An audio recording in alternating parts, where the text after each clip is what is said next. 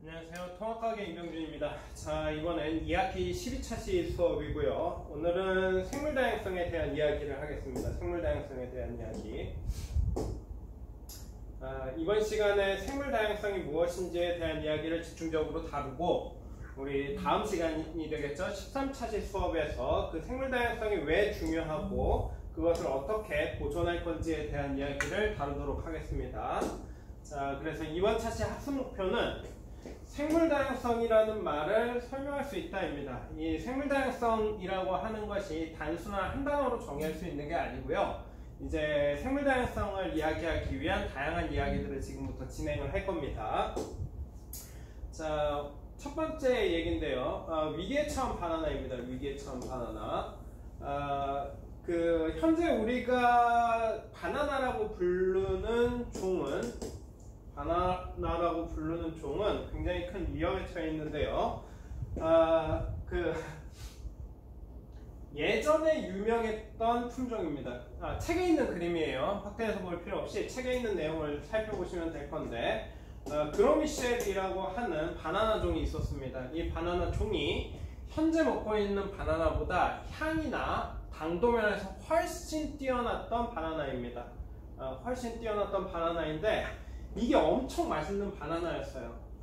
불행히도 이 당시까지만 해도 우리나라에서 이 바나나라고 하는 것을 접하기가 굉장히 힘들었었는데, 하나의 품종이 맛있다 보니까 그것만 키운 겁니다. 그것만. 그래서 이 한 종류의 바나나에 병이 걸리자, 유행하는 병이 걸리자, 종류가 딱 하나뿐이니까 하나가 걸리면 전부가 다 걸리겠죠. 그래서 똑같은 유전병에 의해서 이 미셸이 멸종해버립니다. 사라져버립니다. 멸종이라고 표기하기는 좀 그렇죠. 바나나가 남아있으니까. 그래서 미셸이라는 품종이 완전히 없어져 버려요.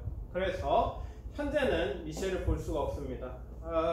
나이 좀 지긋하신 어르신들이 바나나가 맛있다라고 얘기할 때는 이 미셸 얘기하는 겁니다. 현재 바나나도 물론 맛있지만 그것보다 훨씬 더 달고 바나나 향이 진하고 맛있었다고 합니다. 저도 먹어본 적이 없어가지고 딱히 설명은 잘 못하겠네요. 자, 그래서 이 바나나가 사라지고 나자 바나나에 대한 수요는 많은데, 우리가 키워서 먹던 바나나가 완전히 사라지자 사람들이 열대우림을 뒤져서 바나나를 찾은 거예요. 그래서 현재 재배하고 있는 종은 캐번디시라는 종입니다. 캐번디시 종. 그래서 이 유행했던 병으로부터 살아남은 종을 찾았는데, 이 미셸이라는 종이 사라진 이유는 미셸이 너무 맛있으니까 그 녀석만 재배하느라 나머지 녀석들이 없었던 게 화근이었는데, 현재 똑같은 짓을 또 하고 있습니다. 무슨 얘기냐 하면, 캐번디시라는 종을 얘만 키우는 거예요. 나머지는 다 자라지 못하게 하고. 그러다 보니 얘도 현재 굉장히 위험한 상태입니다. 뭐가 위험하냐? 이 녀석을 죽일 수 있는 병이 발생한다면 사라질 거예요. 그래서 지금 먹는 바나나도 역시 이 병에 취약한 특성을 가지고 있다라고 보면 됩니다. 자, 그러면 미셸이 사라졌을 때 캐번디시를 찾아냈듯이 또다시 찾아낼 수 있지 않을까라고 생각할지 모르겠지만, 현재 과학자들이 밝혀낸 바로는 바나나는 총 유전적 차이를 지닌 녀석이 6종뿐이랍니다. 그래서 얘 사라지면 5개 남는 거예요. 그리고 우리는 그 5개를 또다시 대량 재배하다가 또다시 죽여버리겠죠. 그럼 4개 남는 겁니다. 이런 식으로 바나나가 차례대로 멸종의 수순을 밟고 있다라고 보면 될 것 같아요. 엄청 많이 기르지만 이 바나나 자체는 멸종의 위기에 있다라고 이야기할 수 있는 겁니다.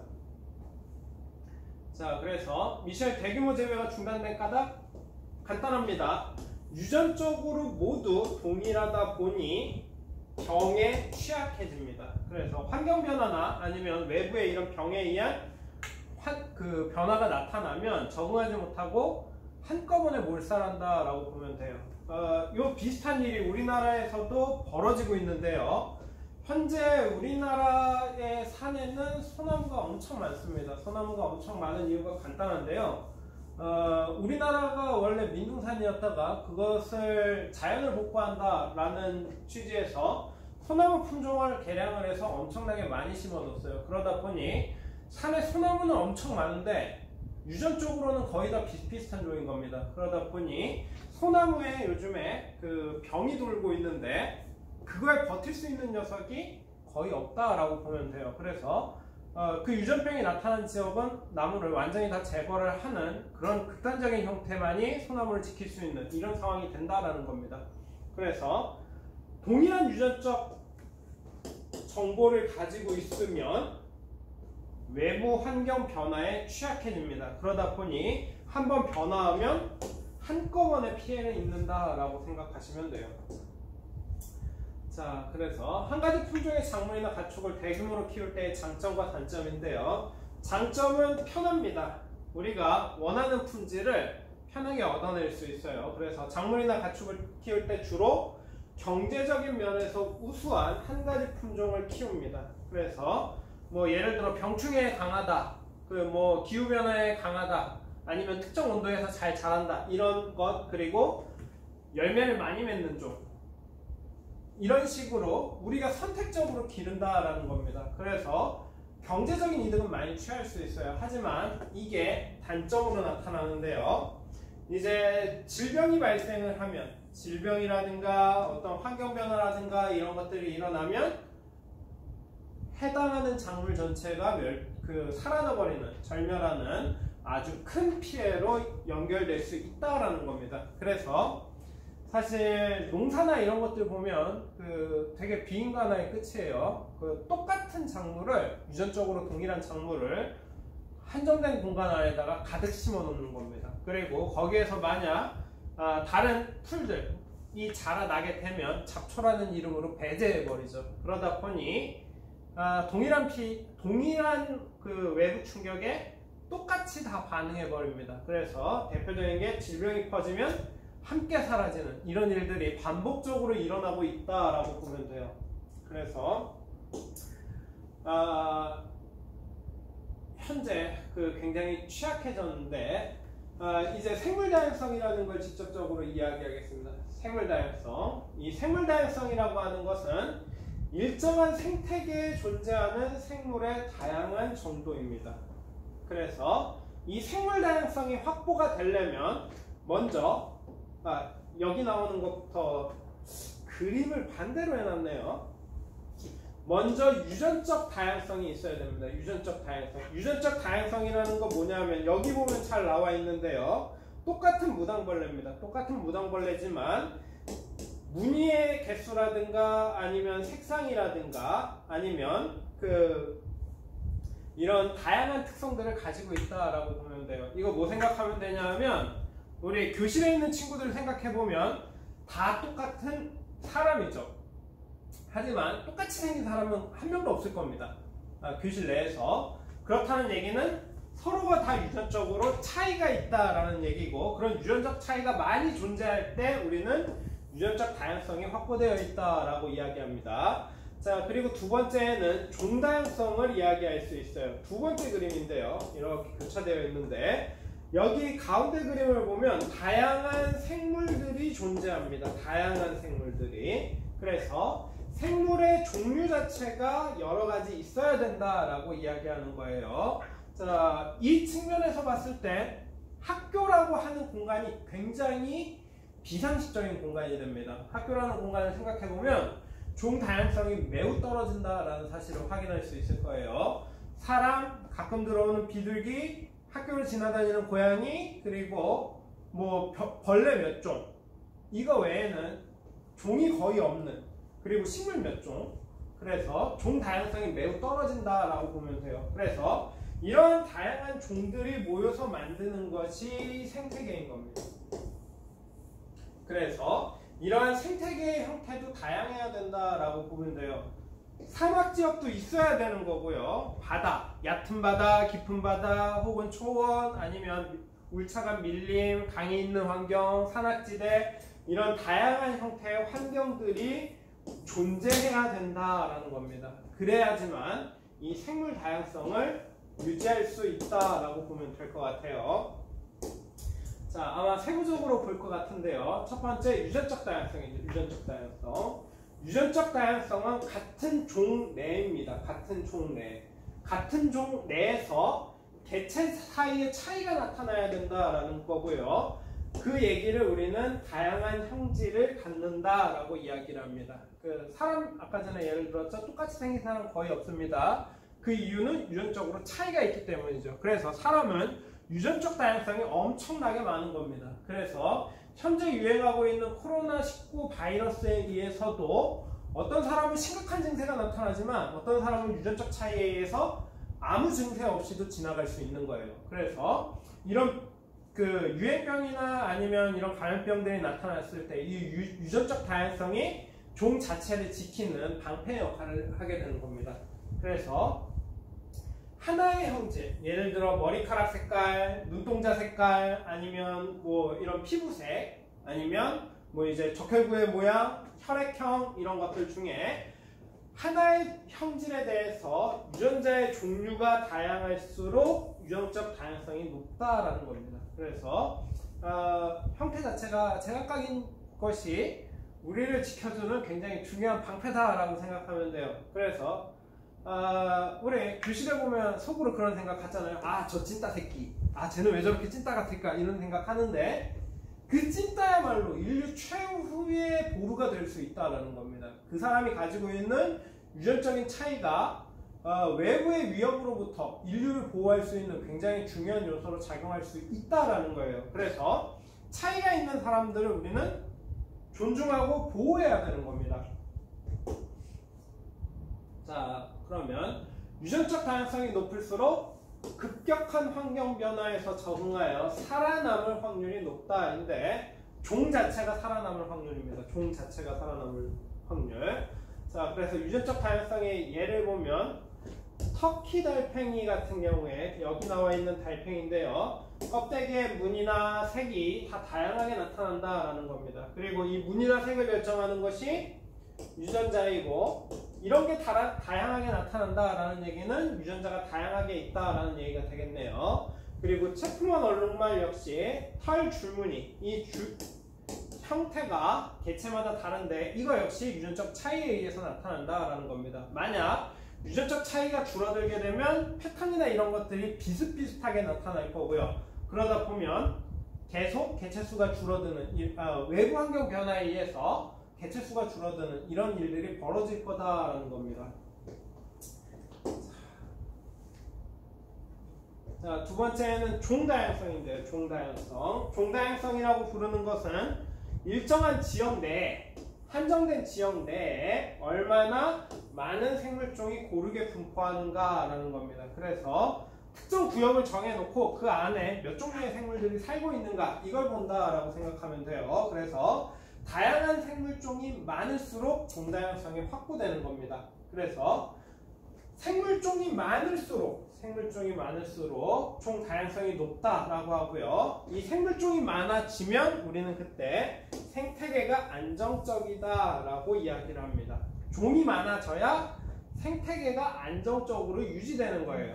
근데 이 종의 숫자가 급격하게 줄어들면 어떤 문제가 생기냐 하면 하나의 종이 사라졌을 때 그거에 영향을 받는 다른 종들이 나타납니다. 그렇게 되면 종 자체의 수가 급격하게 줄어드는 역할을 할 수 있어요. 요거는 나중에 그 다음 차실 수업에서 아마 좀 더 자세하게 볼 겁니다. 자, 종 다양성인데요. 두 그림이죠. 두 그림 보면 소나무,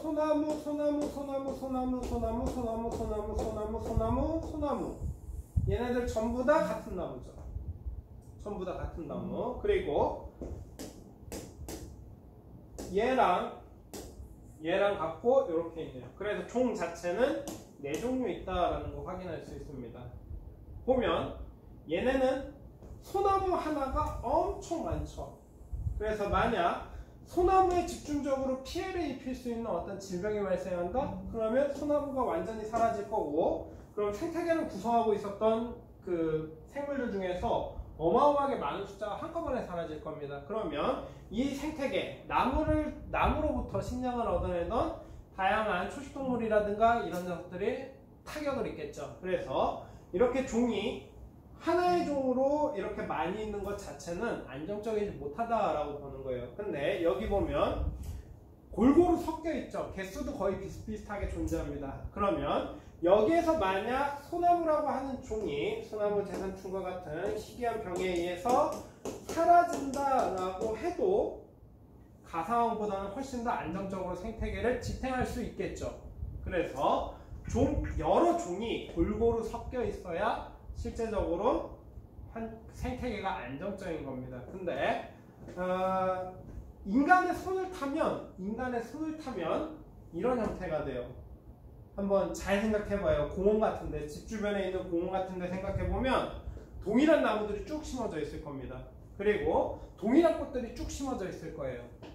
그러면 역시 마찬가지 문제를 일으킬 수 있다라는 것이죠. 그래서 최근에는 이런 것들을 반영해서 여러 종을 골고루 심는 이런 식으로 그 환경을 조성하고 있긴 한데 아직도 좀 부족하다라고 생각합니다. 제 개인적인 입장에서는요. 자, 종 다양수인데 아까 전에 나왔던 얘기죠. 소나무 6개, 그리고 하나하나 2개 있었고 합계는 동일합니다. 합계는 동일해요. 하지만 하나의 개체가 사라진다라고 했을 때, 외부 환경 변화에 의해서 하나의 개체가 사라진다라고 했을 때 가 생태계는 20개 중에 4개만 남을 거예요. 확 줄어들었죠? 근데 나 환경에서는 14개가 남을 겁니다. 그렇게 되면 이쪽이 훨씬 더 생태계를 지탱할 수 있는 능력이 높아진다라고 보면 될 거예요. 그래서 다양한 종이 골고루 분포할수록 그 생태계는 안정적이 됩니다. 근데 우리는 선택적으로 해요. 아, 이건 보기 좋은데 심어. 아, 이건 별로 보기 안 좋아. 뽑아. 이런 식으로. 그래서 우리 인간의 손이 타면 이런 종 다양성, 그 생태계 내에서 종 다양성이 좀 떨어진다라고 저는 개인적으로 그렇게 생각을 해요. 보기엔 좋죠. 보기엔. 근데 실제적으로 생태계 측면에서는 별로 썩 올바른 방향은 아니다라고 생각하면 될 것 같습니다. 자, 종 다양성이 더 높은 곳을 고르고 그렇게 생각한 까닭을 이야기해보자 라는 건데요. 이미 충분히 얘기했죠? 종 다양성이 높은 쪽은 나가 될 겁니다. 나. 종의 개수는 똑같지만 골고루 분포하고 있다라는 점에서 나가 종 다양성이 조금 더 우월하다라고 보면 돼요. 그죠?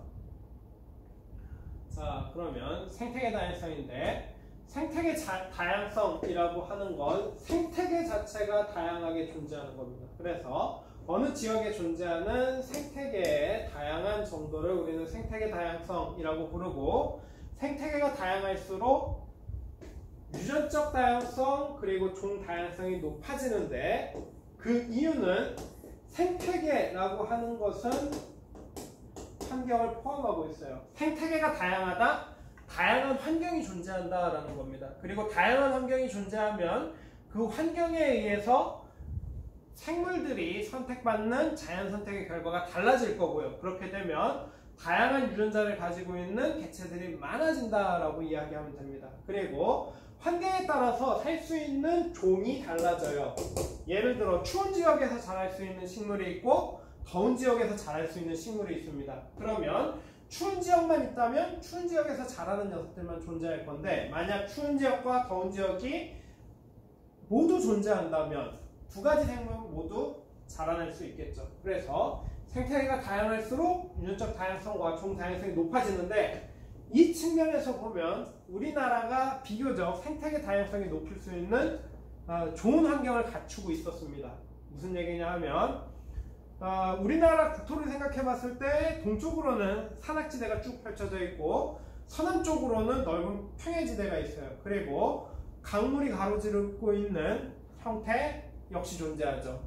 그래서 위쪽으로 올라가면 추워지고 아래쪽으로 내려오면 따뜻해지고, 이런 식으로 우리가 생태계가 다양할 수 있는 가능성이 좀 높았던 지역인데, 아쉽게 됐죠. 아쉽게 우리나라가 유전적인 생태계 다양성이 요즘에는 많이 회복하고 있지만 그 한때 개발이라는 미명하에 많이 배제됐던 것이 사실이기 때문에 생태계 다양성은 우리나라가 회복 중에 있다 정도 생각하면 될 것 같아요. 자, 생태계의 종류인데 이런 식입니다. 산 우리나라에 있죠? 그리고 갯벌 역시 우리나라에 있습니다. 산호 지역이 있는 얕은 바다 역시 우리나라에 존재하죠. 농경지 역시 존재합니다. 그래서 우리 넓은 초원도 넓다라고 하기엔 좀 그렇지만 초원도 예전에 있었죠. 농지로 다 개발돼서 그렇지. 그래서 우리는 이런 다양한 생태계를 갖출 수 있는 굉장히 좋은 환경이었습니다. 좁은 땅덩어리에 비해서 정말 다양하게 존재했었던 거예요. 자, 그래서 이런 다양한 것들이 존재할 때 우리는 생태계 다양성을 가지고 있다라고 이야기를 합니다. 자, 그러면 생물 다양성에 포함되는 세 가지. 첫 번째는 한 종 내에서 다양한 개체가 존재한다. 유전적 다양성. 특정 지역에서 여러 종의 생명체가 존재한다. 종 다양성. 그리고 그런 지역들의 특성에 차이가 있는 생태계가 여러 개 존재한다. 생태계 다양성. 이렇게 세 가지를 우리 이야기한 겁니다. 자, 그러면 개념 정리인데요. 자, 같은 종 내에서죠. 같은 종 내에서 형질의 차이, 다양한 형질이 만들어지는 것 우리 유전적 다양성이라고 불렀습니다. 그래서 유전적 다양성이 될 거고요. 자, 두 번째는 일정 지역 내입니다. 일정 지역 내에서 얼마나 많은 종이 고르게 분포하는가. 이거는 종 다양성이었었죠. 종 다양성. 그래서 종 다양성이 높아져야지만 생태계가 안정적으로 유지된다라고 이야기를 했고요. 자, 세 번째는 어느 지역에 존재하는 생태계의 다양한 정도. 그래서 생태계 형태가 다양하게 나타나야 된다. 생태계 다양성이었었죠. 그래서 생물 다양성의 중요성인데요. 생물 다양성이 높을수록 생태계가 안정적으로 유지되며 생물 자원이 풍부해진다. 그리고 생태계가 안정적으로 유지되면 이 생태계의 다양성을 바탕으로 종 다양성이라든가 유전적 다양성 이런 것들이 확보된다라는 겁니다. 그래서 파괴되기 시작하면 안 좋은 쪽으로 계속 굴러갈 거예요. 그래서 생물 다양성이 점점 낮아질 거고, 만약 생물 다양성을 높이기 위해서 노력을 하면 선순환 과정에 의해서 그 생태계가 복원이 될 겁니다. 우리나라에는 굉장히 유의미한 사례가 있어요. 역시 다음 시간에 아마 살펴보게 될 겁니다. 자, 그러면 스스로 해결하기인데요. 종 다양성의 높고 낮음을 판단하는 기준을 설명해보자 라는 건데, 요거는 각자 한번 생각을 해보시기 바랍니다. 그래서 오늘 시간은 첫 번째, 생물 다양성을 이야기하기 위해서 유전적, 종, 그리고 생태계 다양성 이렇게 세 가지가 뭔지를 살펴본 거고요. 그러면 다음 시간에는 이 생물 다양성이 왜 중요한지, 그리고 이거를 어떻게 보존할지에 대한 이야기를 좀 진행하도록 하겠습니다. 그러면 이번 세시 수업은 여기에서 마치도록 하겠습니다.